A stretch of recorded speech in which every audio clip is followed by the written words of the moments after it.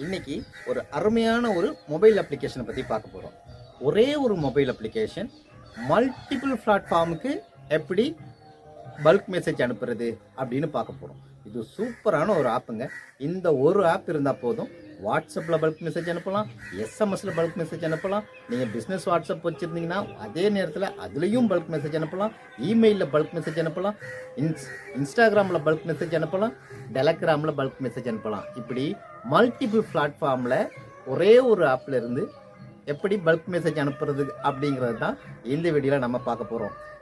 நம்மளுடைய சேனலை நீங்கள் பார்க்குறது இதுதான் ஃபஸ்ட் டைம்னா கண்டிப்பாக சப்ஸ்கிரைப் பண்ணி வச்சுக்கோங்க. கண்டிப்பாக வாட்ஸ்அப் ரிலேட்டடான பிஸ்னஸ் ரிலேட்டடான நிறைய வீடியோ நம்ம இந்த சேனலில் போட்டுக்கிட்டு இருக்கோம். உங்களுக்கு கண்டிப்பாக அது யூஸ்ஃபுல்லாக.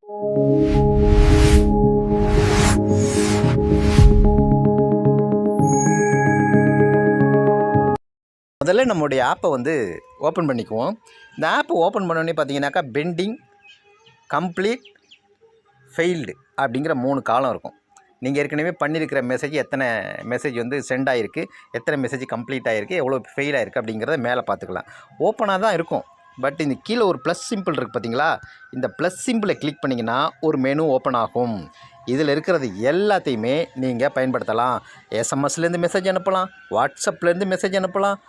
வாட்ஸ்அப் பிஸ்னஸ் வச்சுருக்கீங்க ஒரே ஃபோன்லன்னா அதிலிருந்தும் மெசேஜ் அனுப்பலாம். டெலகிராம்லேருந்து மெசேஜ் அனுப்பலாம். டெலகிராம் எக்ஸ் வச்சுருந்தீங்கன்னா அதிலிருந்தும் மெசேஜ் அனுப்பலாம். மெசேஞ்சர்லேருந்து மெசேஜ் அனுப்பலாம், இமெயிலேருந்து மெசேஜ் அனுப்பலாம். அப்புறம் பார்த்திங்கன்னா ரிமைண்டர் கால் செட் பண்ணலாம், ஃபேக் கால் செட் பண்ணலாம். இந்த மாதிரி நிறைய வசதிகள் இந்த ஆப்பில் இருக்குது. மொத்தம் 10 வசதிகள் இந்த ஆப்பில் இருக்குது. ஒன்று ஒன்றா பார்க்கலாமா எப்படி பயன்படுத்தலான்னு? ஓகே, முதல்ல எஸ்எம்எஸ்ஸை நான் ஓப்பன் பண்ணிக்கிறேன் சார்.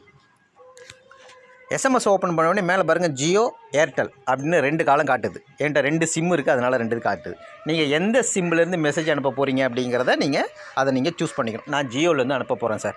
நல்லா தெரிஞ்சுக்கோங்க, நீங்கள் மெசேஜ் அனுப்பும்போது ஆப்போசிட்டில் உள்ளவங்களுக்கும் அவங்களுடைய ஃபோன் ஆக்டிவில் இருக்கணும். ஒருவேளை அவங்க ரீசார்ஜ் பண்ணாமல் இருந்தாங்க அப்படின்னா எஸ்எம்எஸ் போகாது. இது அந்தந்த நெட்வொர்க்கோட ப்ரைவேசி பாலிசி அவங்க கொடுக்கறதில்ல. உங்களுக்கும் அதே மாதிரி எஸ்எம்எஸ் பேக் இருந்தால் தான் எஸ்எம்எஸ் போகும். ஓகேங்களா? இப்போது இந்த டைப்பிங் நேம் நம்பர்னு இருக்கு இல்லையா? இதில் நம்ம நேமை டைப் பண்ணிக்கலாம். அப்படி இல்லைனா காண்டாக்ட் லிஸ்ட்டில் உங்களுடைய பேர் இருக்குது அப்படின்னா காண்டாக்ட் லிஸ்ட்டு கீழே பாருங்கள், இந்த காண்டாக்ட் அப்படிங்கிற ஒரு ஐக்கான் இருக்குது. அதை கிளிக் பண்ணி மை காண்டாக்ட், மேனுவலி ஆட் பண்ணுறது, my list, import from file அப்படின்னு 4 காலம் இருக்குது. நீங்கள் ஒரு ஃபைலாக வச்சுருக்கீங்க அப்படின்னா நீங்கள் இம்போர்ட் பண்ணிக்கலாம். அப்படி இல்லை ஒரு மை லிஸ்ட்டுன்னு ஒரு லிஸ்ட்டாக வச்சுருக்கீங்கன்னா அதையும் எடுத்துக்கலாம். மேனுவலி ஆட் பண்ணணுன்னாலும் ஆட் பண்ணலாம். அல்லது நீங்கள் காப்பி பண்ணிவிட்டு கூட இந்த இடத்துல பேஸ்ட் பண்ணிக்கலாம். இப்போ நான் மேனுவலாக ஆட் பண்ணிக்கிறேங்க.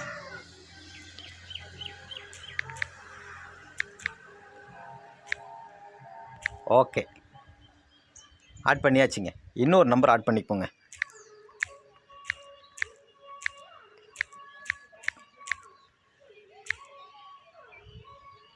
ஓகே, இப்போ இந்த நம்பர் என்னுடைய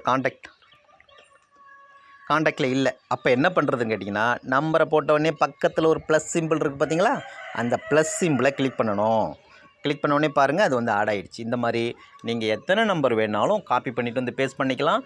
அல்லது ஃபைலாக கூட நீங்கள் இம்போர்ட் பண்ணிக்கலாம். Okay, right. அடுத்தபடியாக மெசேஜ் பாக்ஸ் இருக்குது பார்த்தீங்களா? பாக்ஸுக்கு பக்கத்தில் சைடில் 2 மெனு ஆப்ஷன் வச்சுருக்காங்க. அது என்னன்னு கேட்டிங்கன்னா, ஃபஸ்ட்டு மெனுவை நீங்கள் கிளிக் பண்ணிங்கன்னா டெம்ப்ளேட்.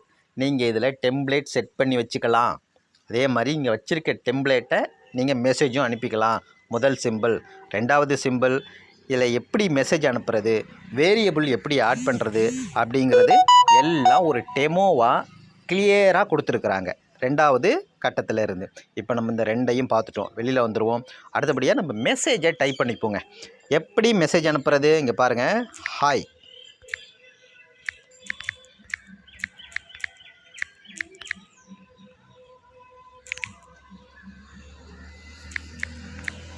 மெசேஜை டைப் பண்ணியாச்சு. இந்த மெசேஜை நான் ஏற்கனவே சொன்ன மாதிரி நீங்கள் டெம்ப்ளேட்டாக கூட செஞ்சு வச்சுக்கலாம். டெம்ப்ளேட்டை கூட நீங்கள் இன்புட் பண்ணிக்கலாம். ஓகேங்களா? இப்போது டுடே டைம் வருது பாருங்கள், அதில் டுடேன்னு போட்டு ஒரு டைம் வருது இல்லையா?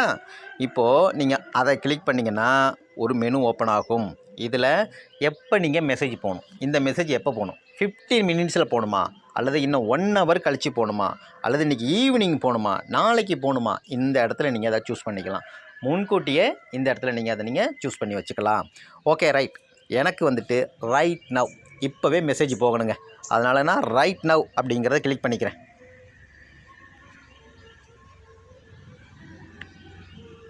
ரைட் நவ் அப்படிங்கிறத கிளிக் பண்ணியாச்சு. இது வந்து ரிப்பீட்டாக அனுப்பணுமா, இப்போ நீங்கள் அனுப்பிட்டீங்க, இதேமாரி நாளைக்கு இதே டைமுக்கு நீங்கள் மெசேஜ் அனுப்பணுமா, அல்லது அடுத்த வாரம் அனுப்பணுமா, அடுத்த மாதம் அனுப்பணுமா, ரிப்பீட்டாக அனுப்பணுமா அப்படிங்கிறதுக்கு ஒரு ஆப்ஷன் இருக்குது. நான் வந்து நோ ரிப்பீட்னு சொல்லிட்டேன். இதில் பார்த்தீங்கன்னா உங்களுக்கே தெரியும், இந்த ரிப்பீட்டுங்கிறத கிளிக் பண்ணிங்கன்னா ஒரு மெனு ஓப்பன் ஆகுது இல்லையா. இதில் வந்து எனக்கு வந்துட்டு இப்போ இன்றைக்கி மட்டும் அனுப்பினா போதும், அதனால் நோ ரிப்பீட்டுன்னு போட்டேங்க. அடுத்தது காம் டவுன் பிஃபோர் சென்ட். சென்டுக்கு முன்னாடி உனக்கு காம் டவுன் பண்ணணுமா அப்படின்னு கேட்குது. எனக்கு அது வேண்டாம். சென்ட் பண்ணுறதுக்கு முன்னால் உங்ககிட்ட பர்மிஷன் கேட்கவா, சென்ட் பண்ணுறதுக்கு முன்னால் உங்கள்கிட்ட நான் கேட்டுக்கிட்டு சென்ட் பண்ணவான்னு கேட்குது. அதுவும் எனக்கு வேண்டாங்க. இம்மிடியேட்டாக நான் சென்ட் பண்ண போகிறேன். ஒருவேளை நான் ஷெட்யூல் பண்ணி வச்சுருக்கேன் அப்படின்னா கண்டிப்பாக வந்து எங்கிட்ட பர்மிஷன் கேட்கணும். அனுப்பட்டுமா அப்படின்னு நான் பர்மிஷன் கேட்கணும். பட் எனக்கு இப்போ அது தேவையில்லை. அதனால் தேவைன்னா அதை நீங்கள் எனேபிள் பண்ணிக்கோங்க. இப்போது சென்ட் பண்ண வேண்டியதாங்க, மெசேஜை சென்ட் பண்ணணும். இதில் பாருங்கள், சென்ட் பட்டனே இல்லையே அப்படின்னு யாரும் தேடாதீங்க. மேலே பாருங்கள், ஒரு டிக் மார்க் இருக்குது, ஆரஞ்சு கலரில் ஒரு டிக் மார்க் இருக்குது, அதுதான் சென்ட் பட்டன். சென்ட் பட்டனை காணுமே, கன்ஃபார்ம் பட்டனை காணுமே நீங்கள் தேடக்கூடாது. மேலே இருக்கிற அந்த பட்டனை இப்போ நான் கிளிக் பண்ணிட்டேங்க. மெசேஜ் இப்போ சென்ட் ஆக ஆரம்பிச்சிருச்சு. அவ்வளோதான். இந்த மெசேஜ் வந்து சென்ட் ஆனதுக்கு பிறகு உங்களுக்கு வந்து ரிப்போர்ட்டில் போய் நீங்கள் பார்த்துக்கலாம். ரிப்போர்ட் எங்கே பார்க்குறது, மேலே இருக்குது இல்லைங்களா, இந்த பெண்டிங்னு இருக்குது பாருங்கள். இந்த பெண்டிங்கில் போனீங்கன்னா பாருங்கள், நம்மளோடது இப்போ பெண்டிங்கில் இருக்குது. கம்ப்ளீட்டுக்கு போனீங்கன்னா எத்தனை மெசேஜ் கம்ப்ளீட் ஆகிருக்கு அப்படிங்கிறது தெரியும். நான் ஏற்கனவே அனுப்பியிருக்கேன், எல்லாம் கம்ப்ளீட் உங்களுக்கு காட்டுது. ஃபெயில்டுக்கு போனீங்கன்னா ஃபெயில்டு ஆனது எல்லாமே காட்டும். ஃபெயில்டு ஆகிறதுக்கு ரீசன் என்னென்னா, அவங்க ஃபோன் வந்து சுவிட்ச் ஆஃப் பண்ணியிருக்கணும், அப்படி இல்லைனா அவங்கள்ட்ட பிளான் இல்லாமல் இருக்கணும். பிளான் இல்லாமல் இருந்தாலும் மெசேஜ் போகாது. இப்போ நம்ம எஸ்எம்எஸ் பார்த்துட்டோம். இதே மாதிரி எல்லாத்தையும் நம்ம பார்க்க போகிறோம், வரிசைக்கும் பார்க்க போகிறோம். பட் இந்த வீடியோ வந்து ஒரு பெரிய லெங்க்த்தாக போயிடும். அதனால் 2 மட்டும் இந்த வீடியோவில் பார்க்குறேன். ஏன்னா 10 ஆப்ஷன் இருக்குது. இந்த 10 ஆப்ஷனையும் பார்த்தா 1.5 hour ஆகிடும், 1 மணி நேரம் ஆகிடும். ஸோ அதனால் அடுத்து நம்ம வாட்ஸ்அப்பை பார்ப்போம். வாட்ஸ்அப்பை கிளிக் பண்ணிக்கிறேன். இப்போ நம்ம எஸ்எம்எஸ்க்கு பார்த்தோம் இல்லையா, இதே ஃபார்முலா தாங்க.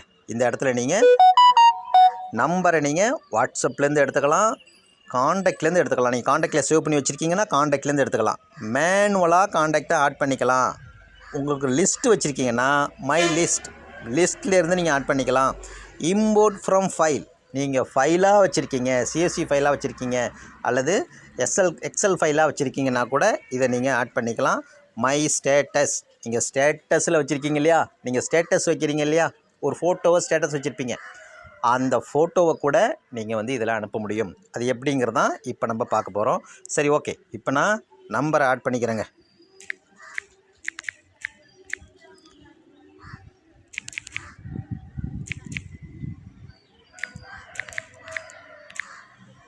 ஓகே, நம்பர் ஆட் பண்ணியாச்சு. இந்த மாதிரி எவ்வளோ நம்பர் வேணாலும் ஆட் பண்ணிக்கலாம். நான் எஸ்எம்எஸ் அனுப்பும்போதே உங்களுக்கு சொல்ல மறந்துட்டேன், எஸ்எம்எஸில் ஃபோட்டோ கூட அனுப்பலாம். ஃபோட்டோ அனுப்புகிற வசதி கூட எஸ்எம்எஸில் இருக்குது. Okay right.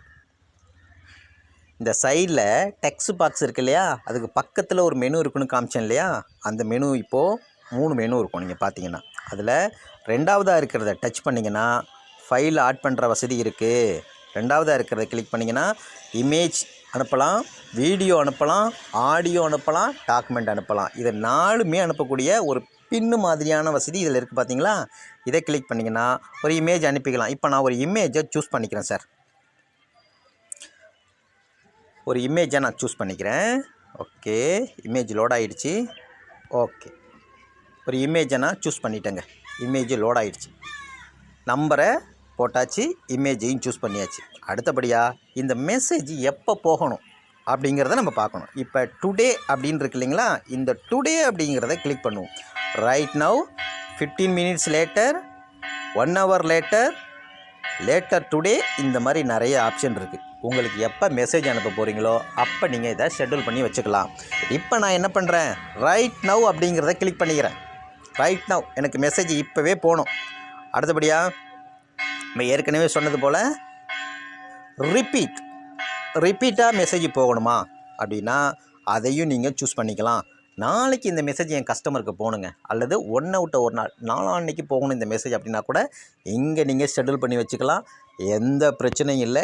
கரெக்டாக நாளான்னைக்கு நாளை மறுநாள் 10:30க்கு போகணுன்னா 10:30க்கு அது பாட்டுக்கு போய்கிட்டே இருக்கும், உங்கள்கிட்ட பர்மிஷன் கேட்காது. Okay right. அடுத்தபடியாக ஆஸ்க் பிஃபோர் சென்டிங், என்கிட்ட கேட்க வேண்டாம். சென்ட் பண்ணுறதுக்கு முன்னாடி உங்கள்கிட்ட பர்மிஷன் கேட்கணுமான்னு கேட்குது, அதை நான் எனேபிள் பண்ணலை, எனக்கு அது கேட்க வேண்டாம். ஓகேங்களா? இப்போது இதில் நோட் ஏதாவது அனுப்பணுமா, நோட் ஏதாவது நம்ம டைப் பண்ணி வைக்கணுமா அப்படின்னு கேட்குது. அதுக்கான ஆப்ஷனும் இருக்குது இங்கே. பட் எனக்கு நான் அது எதுவும் தேவையில்லை, அதனால் நான் எதுவும் பண்ணலை. Okay right. இப்போது சென்ட் பண்ணிடலாமா? வழக்கம் போல் சென்டுங்கிற பட்டனே இல்லையே அப்படின்னு நீங்கள் யோசிக்காதீங்க. மேலே கார்னரில் பாருங்கள், ஆரஞ்சு கலரில் ஒரு டிக் மார்க் இருக்குது. இந்த டிக் மார்க்கை கிளிக் பண்ணால் மெசேஜ் சென்ட் ஆக ஆரம்பிச்சிடும். ஓகேண்ணா, மெசேஜை சென்ட் பண்ணியாச்சுங்க. அட்டாச்சு ஃபைலோட மெசேஜை வந்து சென்ட் பண்ண ஆரம்பித்தாச்சு.